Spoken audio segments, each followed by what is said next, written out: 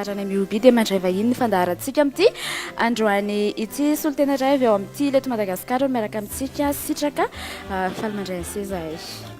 Faly miarahaba ny fenoery dia faly miarahaba ny tily rehetra eto Madagasikara izao androandroany izao.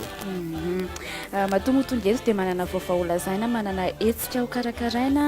Inona izao ny zavatra efa ataonareo tsara ampahafantarana maro ho an'izay mbola tsy mahafantatra, tsara mahafisina ho an'izay mahafantatra ihany koa nefa. Anangana ivitoeram-piofanana lehibe anankiray ny tily eto Madagasikara amin'ity taona ity. Izany hoe Riatsamarfoza ilay izy no atao. Lalao no atao anatin'ilay izy, izany hoe tranom-bitsika no anaran'ilay hetsika anankiray ngeza be ahafahana manangana an'izay ivitoerana izay. Dia efa nanomboka tamin'ny Desambra ny lalao dia mandrapatapitra ny volana Jolay. Dia amin'izao izany efa ao anatin'ny lalao amin'ny faritany tily rehetra eto Madagasikara sy ny foibe na ny ekipa nasionaly dia efa ao anatin'ilay lalao tranom-bitsika daholo. Mety afaka hazavain'se tsy lava be fa fohifohy ve ny zavatra atao anatin'izay lalao, izay resaka tranom-bitsika izay, inona ny zavatra hoentin'izay ao anatin'ilay fanatatisanareo an'ilay hetsika goavana amin'ny fanokafana an'ilay ivitoeram-piofanana. Amin'izay hoe mahalalao anazy izay sy ny hoe tranom-bitsika dia ilay toe-tsain'ny vitsika mihitsy izany no lalaovina ao anatin'ilay izy. Ny vitsika manana ilay hoe kely indrindra izy fa rehefa miray iny izy mahavita zavatra anankiray ngeza be. Dia izay no lalaovan'ny tily eto Madagasikara sy ny skoto ao anatin'ilay izy izany. Dia zavatra telo no tena iainana ao anatin'ilay izy. Ny anankiray voalohany dia fitaizam-panahy, izany hoe sady fampiraisana na fanakakezana kokoa ny fiangonana dia iarahan'ny rehetrarehetra mitondram-bavaka, izany hoe mba ahafahana mahavita an'ilay trano dia ny rehetrarehetra tena hitolona-bavaka an'ilay fanaovana an'ilay trano araka ny ao amin'ny soratra masina moa hoe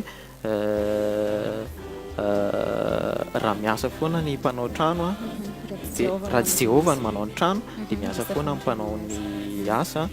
Salamo 127 moa izay. Izay ny voaloha izay hoe fitaizam-panahy. Ny faharoa dia fampiainana n'ilay sotoavina skoto dia ny firaisan-kina sy ny firalahiana. Dia ilay tranom-bitsika mitety ny faritra maro eto Madagasikara hatrany ivelany mihitsy efa samy mihetsika daholo ao anatin'ilay izy. Dia ny rehetrarehetra izany no handray anjara birika ao anatin'ilay izy. Tena hoe zako isea ny faritany ny ekipa nasionaly miaraka mihetsika daholo dia manolotra n'ilay anjara birika ny tsirairay avy. Hatramin'ny oviana izay zavatra izay no hitranga ilay tranom-bitsika teto faritra izay.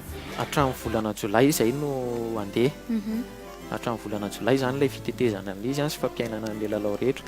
Fa ny anankiray fahatelo farany tao anatin'ilay izy teo dia ny hoe manaraka n'ilay vinany skotisma maneran-tany dia hoe andao hanorina tontolo tsaratsara kokoa. Izany hoe raha ara-tantara ny jerena dia efa tamin'ny 1994 no efa nitily eto Madagasikara ilay tany ao Antsamarfoza. Dia nandritran'izay fotoana izay tsy nisy fikarakarana fa ny tena natao dia hoe nikarakaran'ilay tany amin'ny fahazonana azy amin'ny anaran'ny tily eto Madagasikara. Nisy fotoana raha moa izy efa nanariana fako sy ohatr'izay dia hoe andao isika hanorina tontolo tsara kokoa, andao no avy no ahorintsika dia hanangana ivitoerana anankiray lehibe izay hofananan'ny tily eto Madagasikara mihitsy io sy holovain'ny zandry rehetrarehetra ao aoriana ao. Mazava tsara izay sitraka marana antsika azy inona izany no afatra apetrakareo ho an'ny tily rehetra, ho an'ny rehetrarehetra ny atokantrano ao anatin'ity hetsika goavana satria tsy mora izany hoe hanangana ivitoeram-panofanana izany. Ny afatra apetraka dia tsotra. Ao anatin'ny lalao isika rehetra izao dia manentana ny na ny tsirairay avy, izany hoe hanao an'ilay anjara birika ny any amin'ny faritany, ny any amin'ny fivondronana rehetra, ny any amin'ny fiangonana rehetrarehetra. Dia mbola mandeha ihany koa ny tao-trano, izany hoe rehefa tao-trano dia ilay rafitra no milalao anatin'ilay izy, izany hoe ilay departemanta na ilay faritany na ilay ekipa foibe nasionaly. Dia entanina hatrany tsika fa na ireo efa nandalovan'ny tranom-bitsika raha ho an'ny Analamanga dimy, izany hoe ny eto Antananarivo dia efa misy faritany sasany manodidina an'Antananarivo efa milalao dia mbola mitohy foana mandrapatapitry ny volana Jolay mba ahafahana manangana azy. Ny any amin'ny faritany koa izay mbola tsy nandalovany dia miomana sady isika amin'ny fandraisana ny tranom-bitsika sy ny fandraisana anjara rehetrarehetra.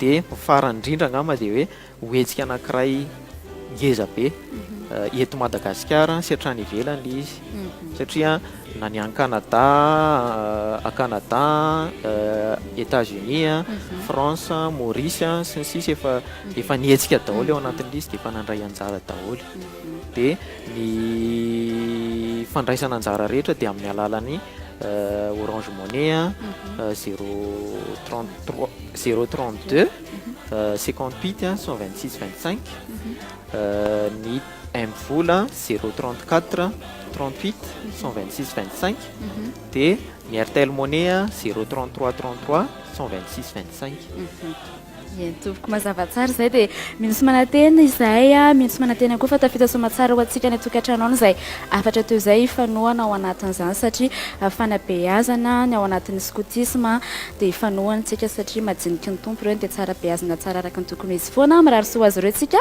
andray vahiny